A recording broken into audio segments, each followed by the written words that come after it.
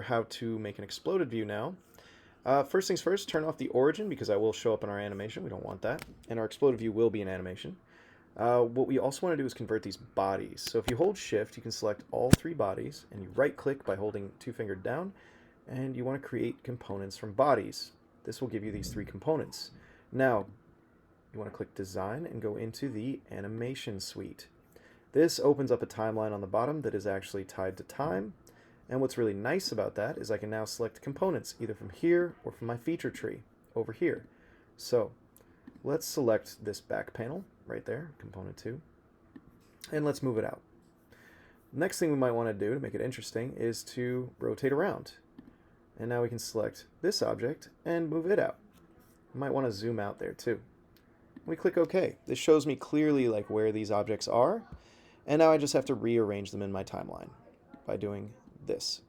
So I can rearrange them like that, and I can get a little preview by pressing play.